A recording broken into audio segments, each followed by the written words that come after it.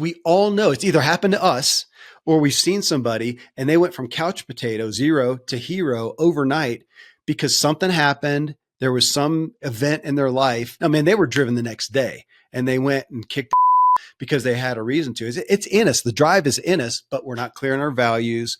We don't have something that's triggering us and fueling our drive, but it's there. You're listening to the Elevate Podcast, and I'm your host, Robert Glazer. Join me as I talk to world-class performers about how they build their capacity and reach greater heights in leadership, business, and life, and how you can do the same. Welcome to the Elevate Podcast. Our quote for today is from Dwayne Johnson: "With drive and a bit of talent, you can move mountains." My guest today, Kevin Miller, is a former pro athlete, lifetime entrepreneur, father of 9, and podcast host. He hosts the top-ranked What Drives You with Kevin Miller podcast, a professional and personal development podcast that's been ranked in the top 3 all-time careers category on iTunes and downloaded more than 70 million times. Kevin's conducted in-depth interview series with more than 200 thought leaders in the professional and development sphere, including Susan Cain, Michael Hyatt, Rich Roll, and Simon Sinek. Kevin, welcome to the Elevate Podcast. Hey, man, thanks for having me. I like that quote, drive and talent. I've got drive, talents. That's subjective, but I try to match them up. Thanks. I like it. What's the quote I really like? I'm going to butcher it now, but it's working hard beats talent, especially when talent doesn't work hard, or something like that. It's a good quote. Yeah. Agreed. I think some of the best talent we'll never see because they can't quite bring it to market. So those of us who can, maybe not as much talent, but at least we got it here. So you've described yourself growing up as an entrepreneurial household. I'm always curious about entrepreneurial households, and because I think they tend to have particular impacts on kids. Can you talk about sort of what you learned in that environment and how it shaped you? I didn't know anything different. For one, I mean, I never knew a dad who worked for someone. He always did his own thing. So to that degree, I didn't know. So when he was complaining about the boss, it was weird. Yeah. Which he did sometimes. Yeah. Boss is a pain in the ass, won't give me a day off. But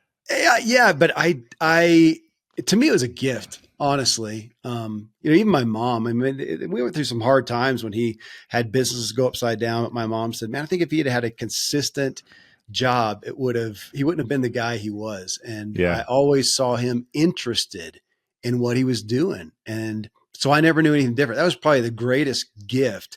That, and then just, flexibility. I mean, the work was wrapped around family for the most part. I mean, he worked plenty, but we might be there working with him, and I learned to work with him. My buddies were. What was one of the, was there a main business or a bunch of different businesses? A couple main ones. One of them was he was really into cars. I mean, the dude was born. His parents were Amish, so he went the other way and loved cars. Right. I was well versed in cars and European sports cars. So he had this business of aftermarket accessories. He'd go into car lots and put in radios and pinstripes and sunroofs and whatnot. So now I'm a kid, I can't even drive, and I'm on top of a new Mustang drilling a hole in, then taking a jigsaw and cutting the ceiling out to put a sunroof in. And it was really pretty crazy, great. Yeah. I can't say that I loved it all then, but what I learned, the values and the work ethic, I continually grow to be grateful for.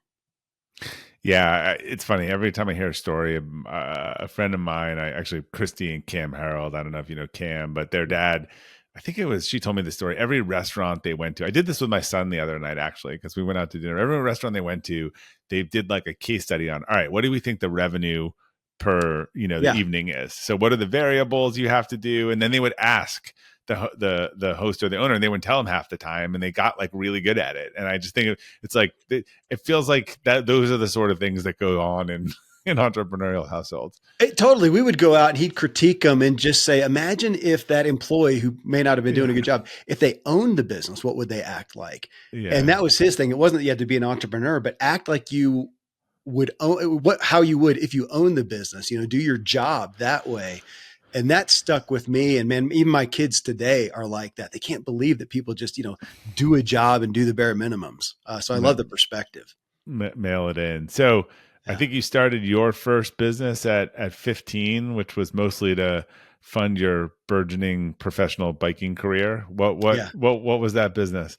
It was in the car industry. It was back when tinting windows kind of got popular, and so we lived in Kentucky. I went down to Atlanta and took like a 2-day course on tinting windows. I was 14 or 15 at the time, and learned how to tint windows, and came back and Is it put just a a little. film? Is it like, is that Yeah, how you yeah, did? it's just Yeah. a film. Yeah, Yeah. just a film, but you learn to put it on right and the different shades and whatnot, and the little tools to make it easier.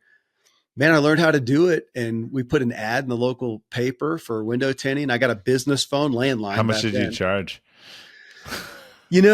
The roll of tint. This is what my memory is Yeah. has been going on. The roll of tint, window tint, big roll was like $100 back then, and I could get about 5 cars out of it that I'd charge about $100 a pop for. So those are good margins. Oh, it Yeah. was great. In my head, I used to think, yeah, I'm making like $50 an hour, and my buddies back then minimum wage was like $3.75. So I felt like a legend at the time. How'd you get into biking? I've always rode back then, man, bike riding in the neighborhood. You Yeah. do that with the guys. And then somebody built a BMX track in our town, and we wanted to do that. My buddies and I wanted to do that. So I worked I didn't just buy, I worked, got a BMX bike, started racing, and just did well. I mean, riding bikes is what we did all the time. Started racing, did that from when I was 10 till 16. And then I quit and had bought a 10 speed at the time and thought maybe that'd be fun. And then got invited to the college group. There's a college in town, Bowling Green, Kentucky. And a college group went out for like a 15-mile ride, almost died, about killed me, that just the endurance of it. Yeah. But I dug it. And so just started racing. Was this then the racing. like the 2 levers on the tube? Yeah. Like, yeah. Yeah, man. It was old school, Yeah. and literally a 10 speed. I don't even know if it was 12 speed. Maybe it was back then. I remember like at the time that was the levers were like in front of you on the tube. It's amazing. I remember a race I did years later, and it was a uphill time trial where they'd stack you next to another guy. And I was next to a pro. I wasn't pro at the time, but I was high enough amateur to be with a pro.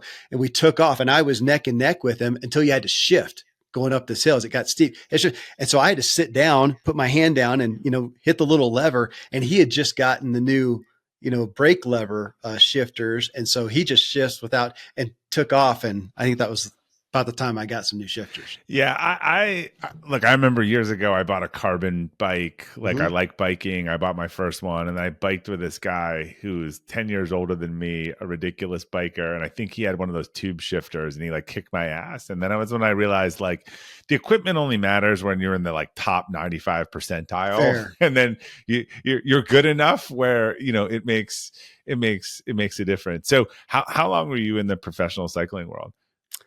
I think I turned pro at 20 or 21, and the pros in America, the pros and the elite amateurs raced together. And so some years I'd have a pro license, and they'd change the rulings and it'd be a top amateur license. But I raced with the pros till I was 31, actually.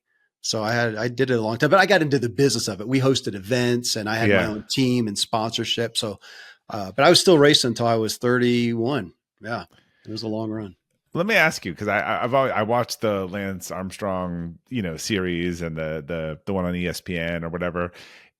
There is a culture of a lot of cheating in professional cycling, and now you got all this crazy e-doping now, and people stuffing batteries in their bikes and stuff. Like, what as someone who looks at the culture, how did that start? Do you think it was like people realized other people were doing it and they couldn't keep up? Or I just was surprised how it seems to have just keep evolving in different ways. To some degree, yeah. I mean, if everybody's doing it, it's hard to not. And you don't justify cheating. You justify trying to keep up with it. But somebody was talking to me this year when the Tour de France was happening. It's also a stupid setup. I mean, imagine marathoners, right? We watch marathons. You do the New York Marathon. Imagine having a marathon every day for 21 days. Well, they wouldn't do it. Well, they do that with cycling. It's that you can't recover that fast. Yeah. I think if they want to stop the drug stuff, don't make them do ridiculous stuff. Have a 100-mile race one day and then let them rest for 2 days and It's an recover and interesting then do viewpoint. it. You're basically you're pushing the human body so far It's too anyway that much. it's just too much. Without the drugs, I say this, and sounds Yeah. judgmental, and I don't know, but I'm tempted to say without the drugs, man, on the last day of the Tour de France, the guys wouldn't be able to get out of bed.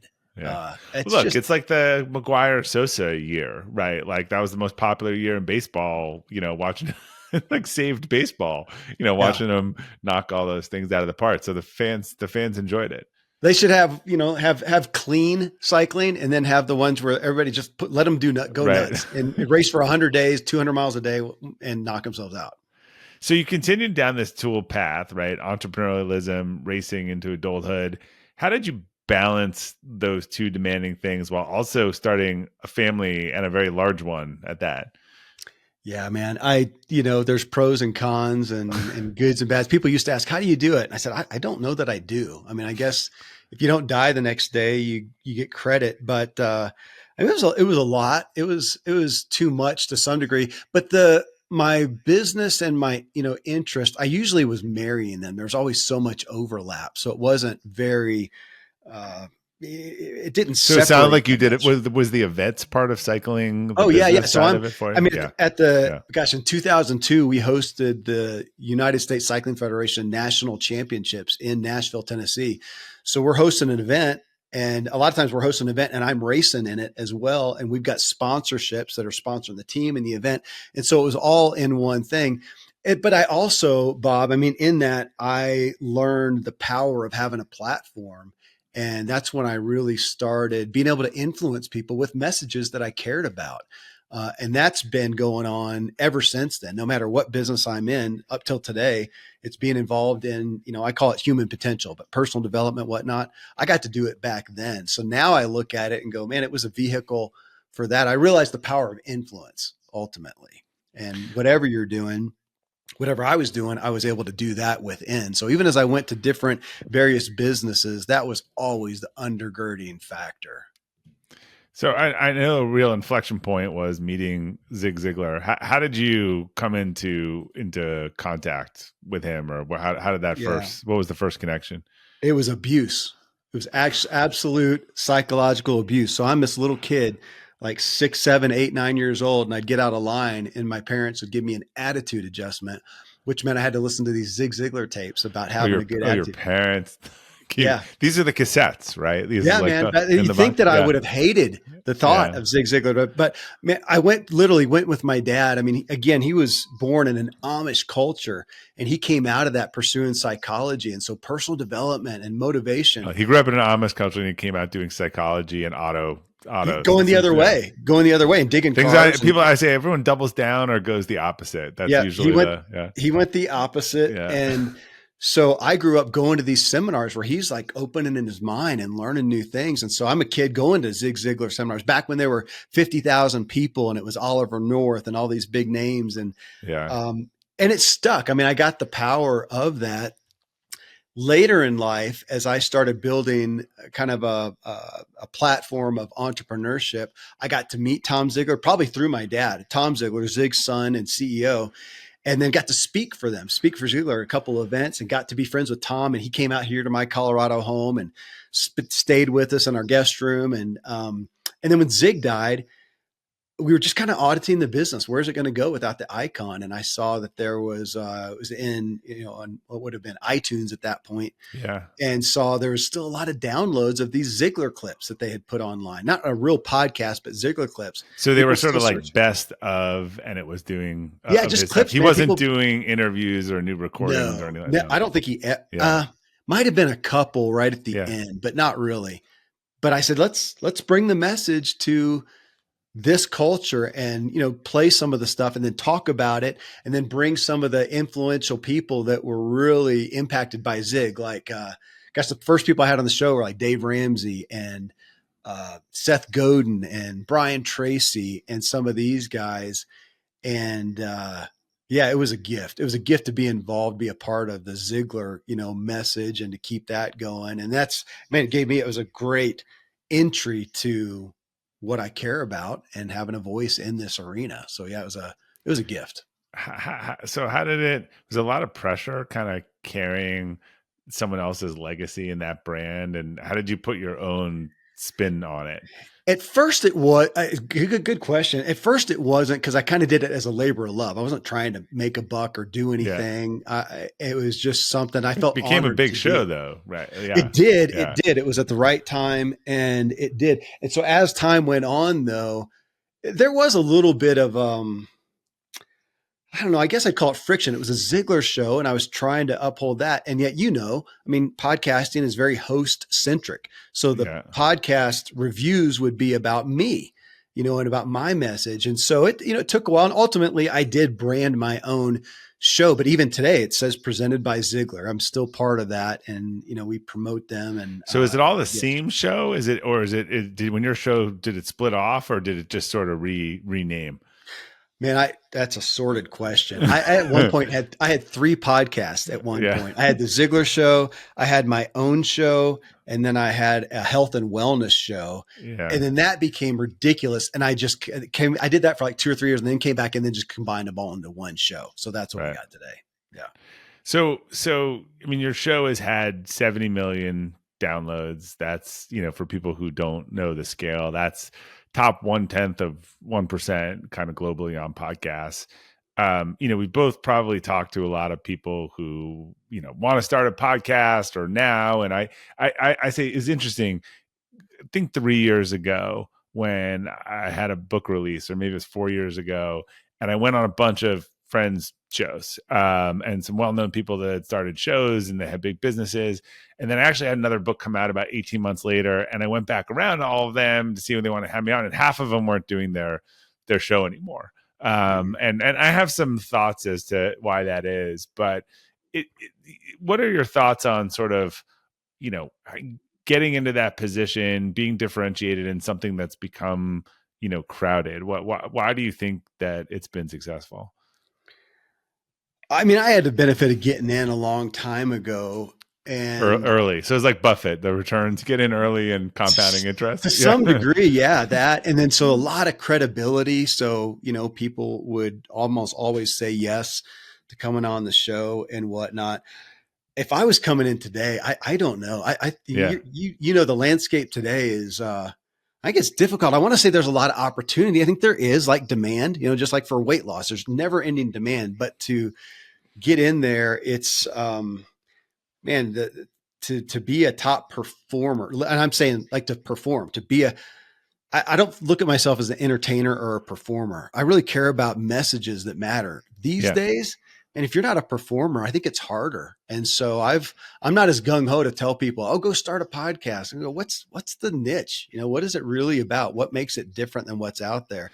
And why do you want to do it? Right. I my thesis on why a lot of the folks stopped is because I think they did it for the wrong reason. Right. They in the same way, how people have maybe you've heard the story, or my wife read some book, but you had a kid because they needed the organ for another kid or something, right? There are a lot of people who, they have a business and they think, oh, I'll start the podcast and then I'll generate work for my business, which is kind of like the wrong motivation. I'm not sure that'll get you up every day. And nothing happens. When we talk about James Clear and his writing, and, he talked about, I wrote this stuff for 7 years, 5 times a week, and no one read it. And then I just hit the hockey stick. And so I'm not sure a lot of people have set up the right motivational mechanism to want to keep doing it without seeing any results. Like they don't have an intrinsic motivation to do it. I agree. If they don't have an insatiable appetite for an area of content, for one, and then 2, questioning, is podcasting the place to be? Or do you, I mean, down to, does your voice resonate well on here? Are you a good conversationalist? Do you do good talking with others, or do you do well doing a monologue? I mean, is it really fit? Kind of like saying, oh, gosh, everybody's dancing, I should go dance. Right. I can't dance. I don't want to. This is dance. the old, you have a face for radio quote. Right? yeah, exactly. Which in me, I don't really pursue being on literal stages. I don't have I saw you had a TED Talk. I don't have a TED Talk. I'll do it sometimes, but I really like this. I like having a conversation with a person. If I'm on stage, my favorite thing is panels with questions, live questions. I'll do that sometimes. I like conversations. That's that's good fit. Well, that's good for podcasting, but I'm not doing other things that I'm not so great at. Yeah. So does it fit you? I think there's a lot of questions to ask. I agree. Yeah, someone had asked me once, and I said, "Look, I became clear that it's nice to get the look. It's expensive to run a podcast. It's nice to get the advertising and offset that, but unless maybe you or Tim Ferriss, you're not going to get rich off of it. Yeah. But so I was like, look, I look at it as these are a bunch of people that I'm probably going to have 1 hour meaningful conversation in my life, and that I'm super interested to have that conversation." And that's the reason. I'm not looking for it to do other stuff. If it does other stuff, great.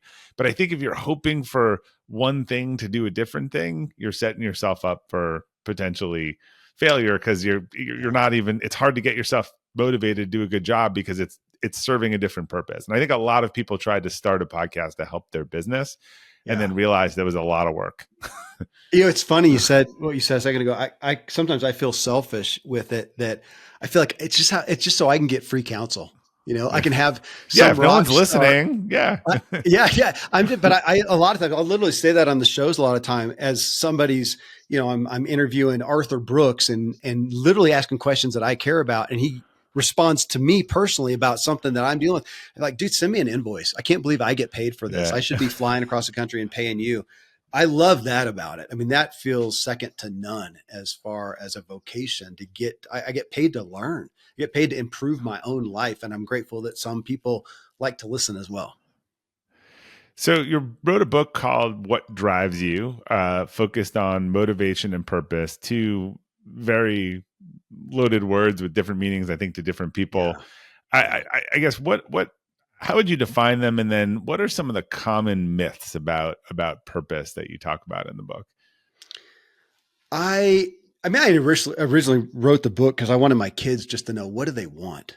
What do they value? I mean, at the end of the day, it's kind of a hidden Well, agenda those to are two get different people. questions. So we should talk about both of those. Yeah. Fair. What do they? Yeah. Well, that's fair. Because at first it was just, what do they want? What do they Yeah. want? And as I looked at that, I thought, well, gosh, to know what you really want You got to authentically, know what what you you want, value. Yeah.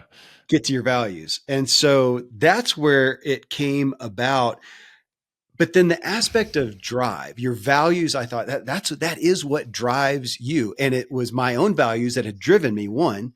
And it was, but I found out later, being unclear on some values, it drove me to some places that I later found out I didn't want to go.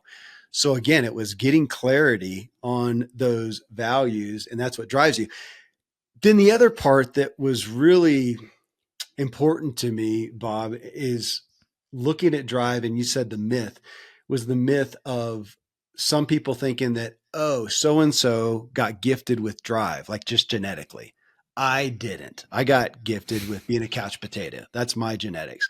And I thought it's so false, because we all know it's either happened to us or we've seen somebody and they went from couch potato 0 to hero overnight because something happened. There was some event in their life, and they didn't have to go, oh, I've got a reason to do something. I'm gonna have to spend the next 10 years listening to self-help podcasts to be driven. No, man, they were driven the next day, and they went and kicked because they had a reason to. It's in us. The drive is in us, but we're not clear on our values. We don't have something that's triggering us and fueling our drive, but it's there. So that became really important to me. It still is today. I mean, that one, it's almost like not a passion. It's like a burden that people think that they don't have drive and so does.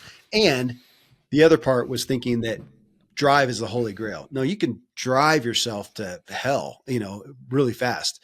So it's not just drive. Again, back to values. Everything there resonates with my story and history, from sort of underachievement to then overdoing. I think a lot of people who Yeah, are late to hit that tipping point then just redline it for far too long totally. and cause a whole nother set. So what have you seen as, I can share mine. What are you seeing as common, like, trigger points or tipping points that turn that on? Are they life stages? Are they formidable moments? Like what causes the switch to go off for people? No, it's a great question. And that's another thing that bothers me for myself and for other people, that usually the tipping point, the trigger is pain.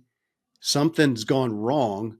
Yeah. And then you're trying to address it from that place of pain. And of course, how much better if we would address it from a place of wisdom and auditing what we care about and going after it proactively with some space instead of waiting for pain. That was, again, part of my story. And a lot of the shifts came from when I finally So drove my. when was your switch and what precipitated it? Oh man, I've had so many. It's don't What don't was the embarrass me. first one? Don't Yeah. embarrass me on your show. What was the first one? Man, my cycling, it was 2002, and we hosted a huge event. It was like $170,000 budget for the event. I had a team that was racing in it. I was still racing, and it looked like everything was going on, but I had no business plan. I was just driving as fast as I could and going upside down financially till the day came. My wife said, we had two or three kids at the time, maybe two at that moment. No, I remember the moment. We had three kids, and she said, Kevin, I got this great vision for my life and you're in it, but this isn't it. This isn't it. I was so upside down financially and just, again, just driving with my hair on fire and didn't know where I was going.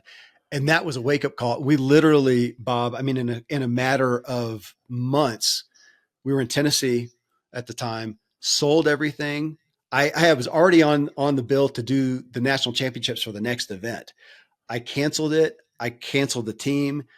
We sold about half of what we did and moved to California at Silicon Valley area. And I took an independent contracting gig with a big bike manufacturer, totally flip flopped our lives and I stopped racing, stopped everything. That was the first big shift of realizing, yeah, I'm driving fast, but I don't know where I'm going. I was unclear on some of my values and letting some hidden motives, some hidden drives were really fueling me.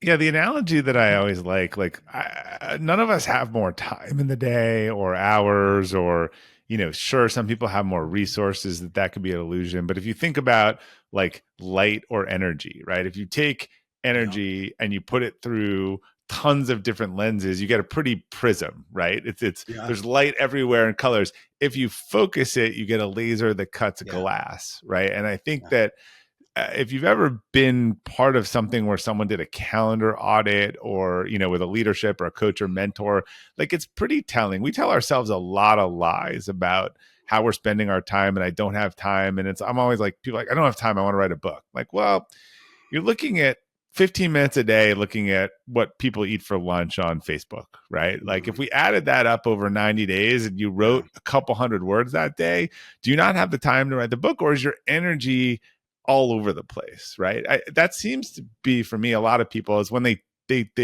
put some horse blinders on and they focus that energy, they're surprised at how much progress they can make. I love the analogy, Bob. I mean, literally the laser. I had that analogy in my book. I was really excited about it. And at some point we edited it out and it didn't make it in there. But I love the concept of it. You're totally right. And man, I have been guilty of that, just disseminating my light everywhere, not focusing at one. And you said something a minute ago. I think you even used the term redlining. That was another big point of, man, I'm Yeah. driving fast, but I'm stuck in first gear and I'm redlined. I want to go fast, but man, if you got a nice car, you can be going really fast in sixth or eighth or 12th, whatever gear, and your RPMs are low. And that, I love that analogy as well. I wish that was in the book. That really came to light to me Well, after I had written it. next edition. Yeah, I But wish we could revise them every year. look, you talked to and you interviewed a lot of successful people. I think one of the common problems is that I think people think that, and Arthur Brooks probably I think covered this best. I got the most probably out of his book on this, From Strength to Strength, that they believe that getting to this top of this mountain will make them happy. And they get up Yeah. there and they look around for about 10 seconds and then they're looking on the next peak. So like what is it?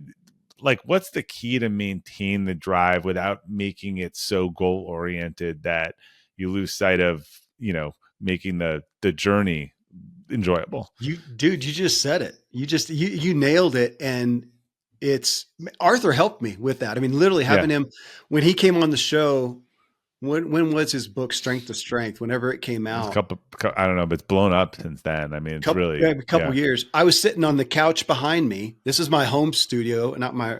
When you're on my show, I'll be in my other studio. yeah, But this is my home, and that's where I sit in the mornings. And I'm reading his book, prepping for the interview, and it depressed me at first because it just nailed me. It showed me how I was redlining, and it was talking with him and with Robert Waldinger. yeah. Um, it Oh, was he did talking. the study, right? Yeah, the grant Yeah, study, the yeah, happiness, or yeah, study, and it was actually Robert Waldinger, who said, I asked him about achievements. He said, "Man, I still am motivated by achievements, but I just want to enjoy the path that I'm on." And it was along that I realized, really, just what you said a second ago, that man, I'm driven, and we're great to have the goals, the destinations, in essence, to give us a direction to go and to inspire us and whatnot. But we're going to get there, and what happens the next day? Go somewhere yeah. else. I mean, it's not an arrival. So now I start thinking, yeah, I'm not driving to some destination. I'm driving, and there's a scenic outlook, a You got great the top experience. down. Yeah, Yeah, yeah, here's a pit stop for resources. Oh, you got a raise, or you did a business and you made $1 million. Great. The next day, where am I going? And so that key to drive is I want to enjoy the drive. If I don't enjoy the drive, if it's only the destination, I do not see it paying off.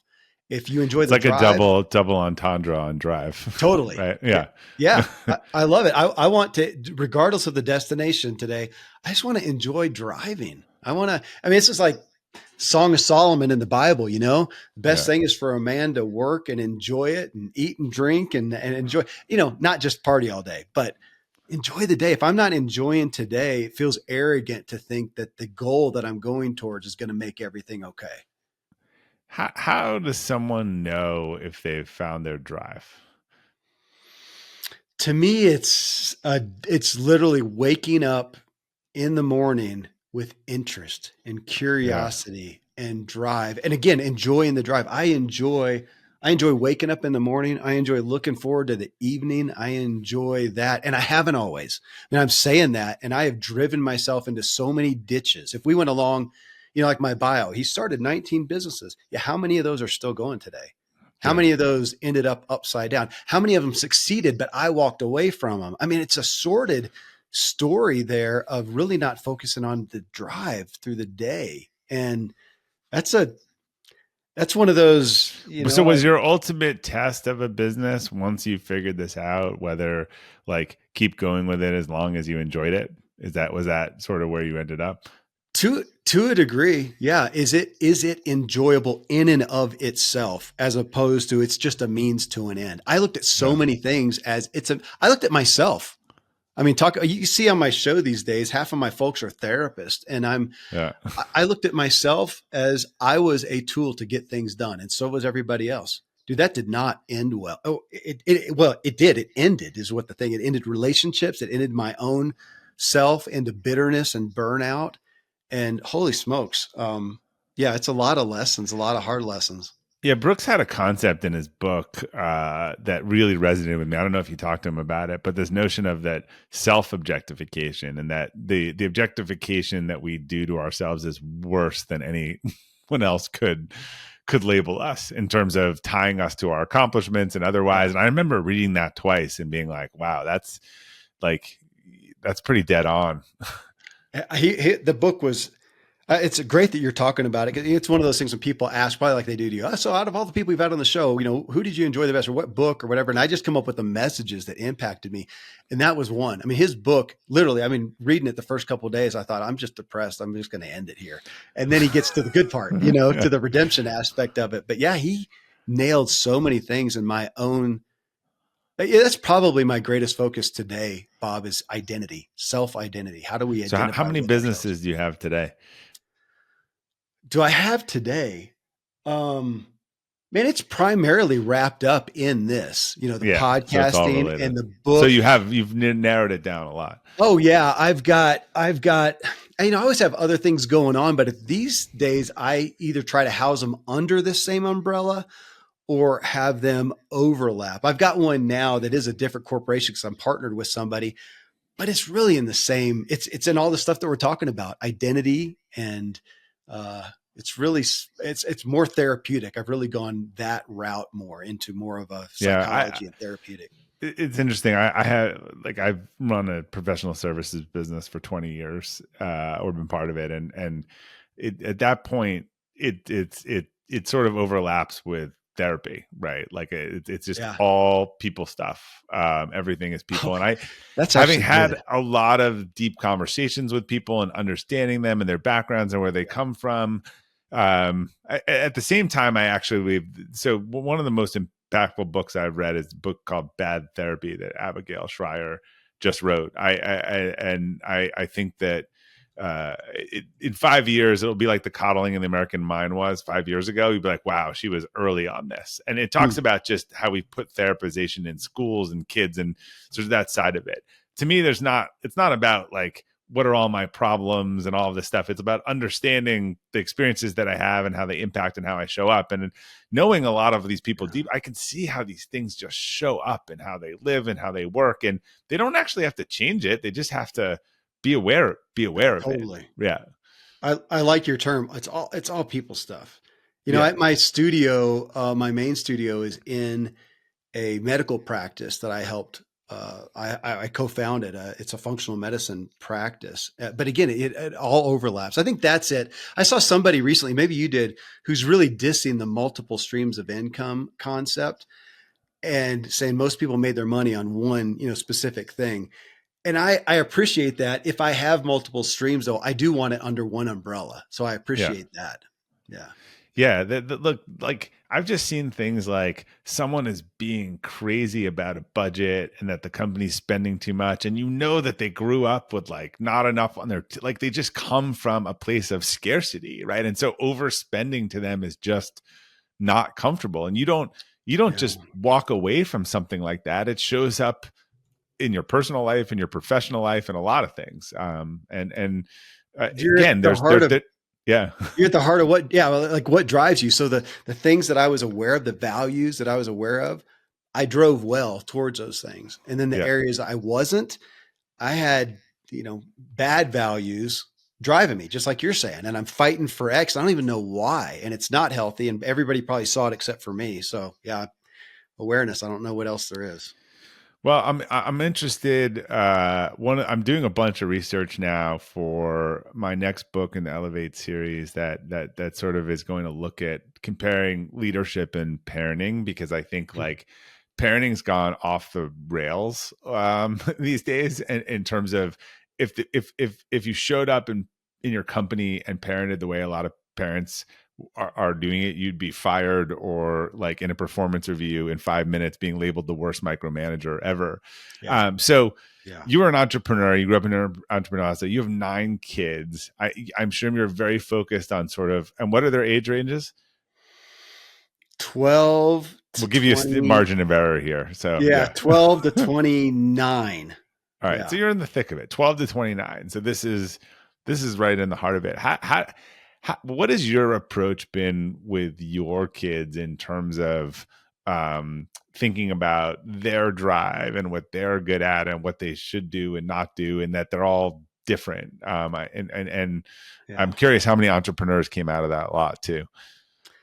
That's interesting, Bob. I was on somebody else's show yesterday and we talked about this, and it dawned on me a few years ago. That's probably been longer than that. Anything I think is however long, it's twice that I, long. So it's probably, I said this to someone recently. I said, I've been saying 3 years about this thing for at least yeah, 5 years. So I think it's 5 years. exactly.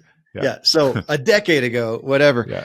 I heard, you may have known this story. It was some chess grand champion, and he had two daughters, and he brought them up playing chess, and they Oh, became, yeah, yeah. yeah, I do yeah, know this. Yeah. they became grand champions. And I'm thinking, what's the chances that both of those girls were really geared to do that, Yeah. even though they succeeded, but that they geared it? Because I haven't found that in my kids. So does it say more about me that I could say, you know what? I got 9 kids, Bob.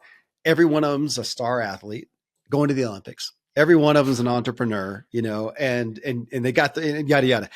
And or to say, oh my gosh, every one of them is doing something different. I don't have, let's see, out of it, I've got right now I got one out of the kids that are To out of me, the the house. difference is the more like I would say is the better parenting, right? Because you nurtured whatever They're bent. you see this with the chess stuff, and I see this with sports and all the private sports and everything. The only way you can be really great at something is if you love it eventually. And I understand being pushed to Yeah. get past the beginner level at something. Like I was talking to my son recently. He said, "Does that person like skiing?" And I think he was talking about a niece and nephew. I'm like, they've only been a couple times, so like you have to get decent at it to know if you like Yeah. it. But then someone else, you got to want it for yourself. Someone else can't want it for you. Agreed. Yeah. So no, I grew to be proud of that because at first I thought, no, everyone's supposed to be an entrepreneur, right? And they're supposed to be an athlete. And no, man, their kids are going all their different directions and are clearer all the time, as they go through life on their values and Yeah. expect to work at things that they care about. Not that makes it easy. I mean, they're on their own journeys, Yeah. but yeah, it's been parenting we were very intentional parents and we saw a lot of things that work. Not everything did, but man, that shapes everything. And to watch the fruition of that, even as I got older kids and say, we've screwed that one up. We can fix that with the younger kids, has been a gift. To the flip side, you actually said something earlier I was going to comment on. I think the last 10 years of the ZIRP or the zero interest rate growth has really like distorted entrepreneurship in terms of the success failure ratio, because a lot of people did dumb things like in the internet, they got out of it. It just seemed like there was all upside with no risk.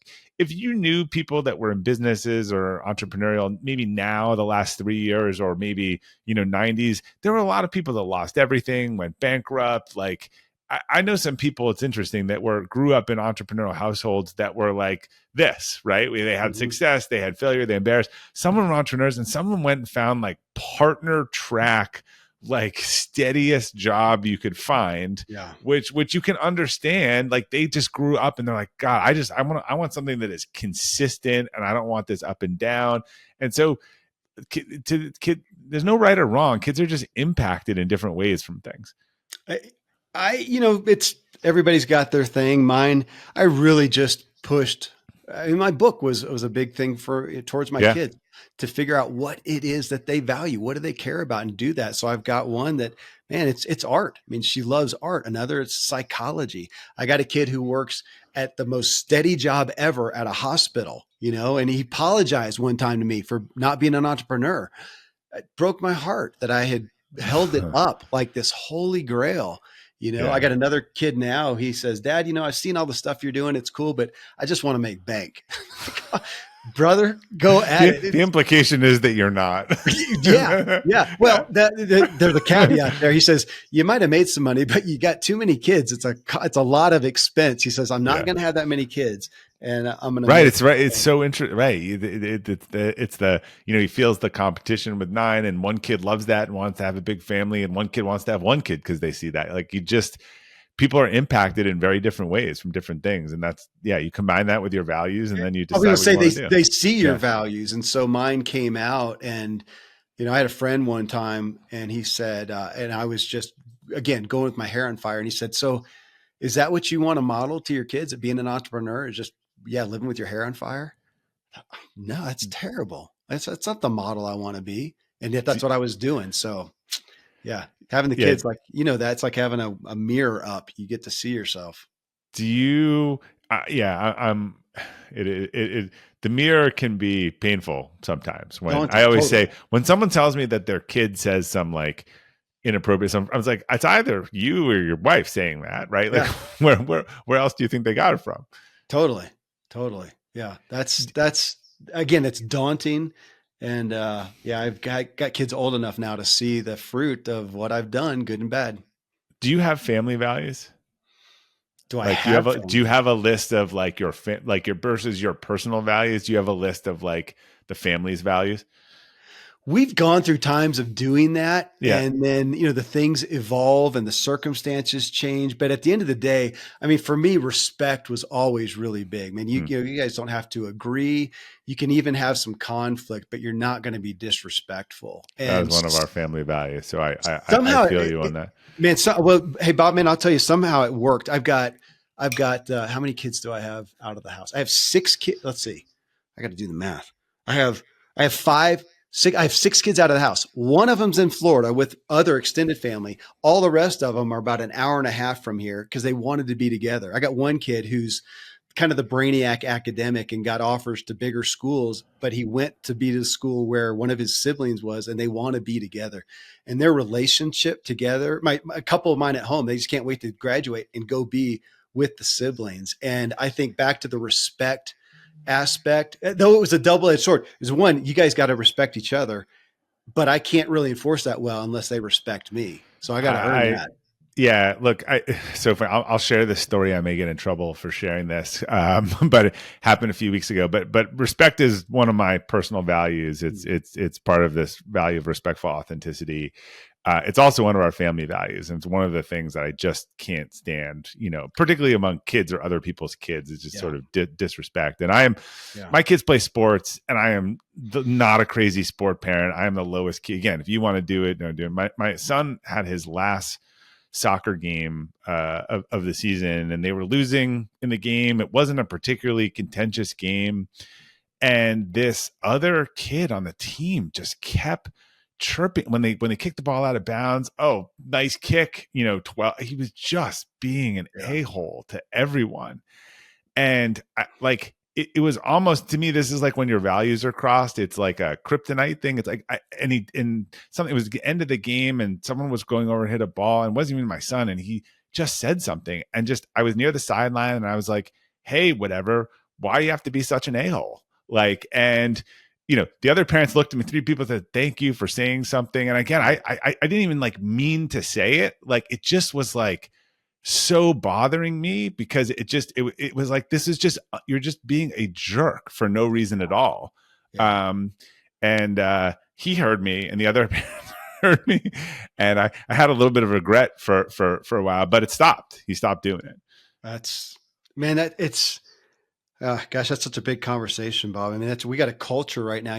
That we go into the news headlines or social media, not a lot of respect happening. No. And so, it's that age old cliche of it. It starts in our house. That's where they learn it most. Or the coach, again, my kids have played sports, and the only times I've ever gotten mad, there was another thing. My son was playing tennis, and this kid said something unbelievably offensive, and my son heard it. The other people didn't hear it.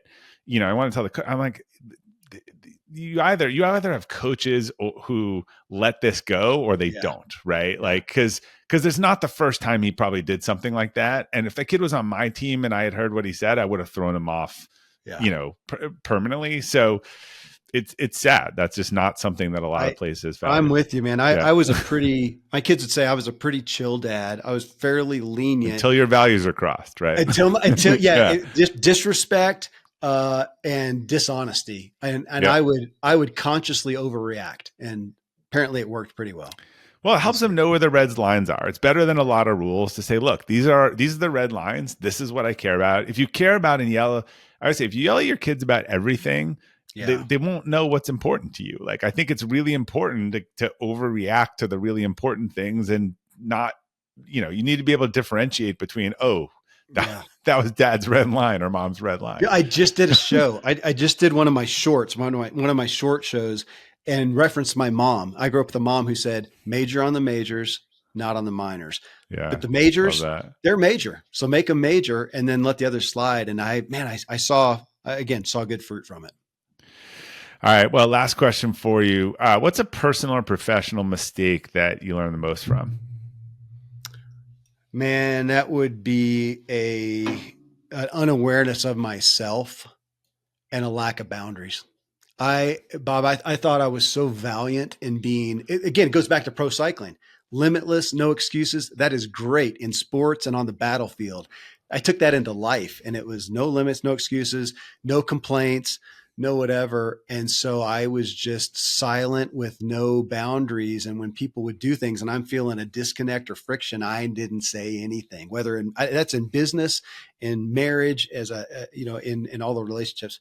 And I hurt myself in relationships so much. So there's why I've had people, how many times have I had Nedra Glover Tawwab on the show, on boundaries, and Terry Cole on Boundary Boss, and trying to learn how to do that in love for myself and the other person.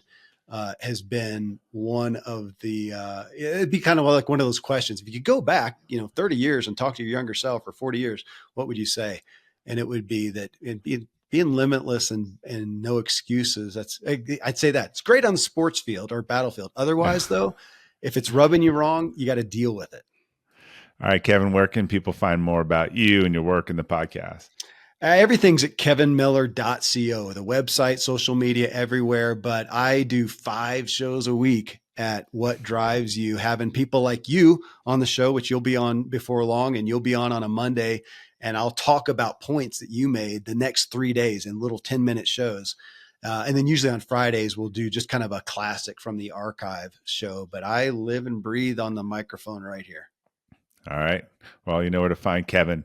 So you can learn more about Kevin and his work on the episode page at robertglazer.com. If you enjoyed today's episode or the Elevate podcast in general, I'd really appreciate it if you could leave us a rating or review, as it helps new users discover the show, and it only takes a minute. Thanks again for your support. And until next time, keep elevating.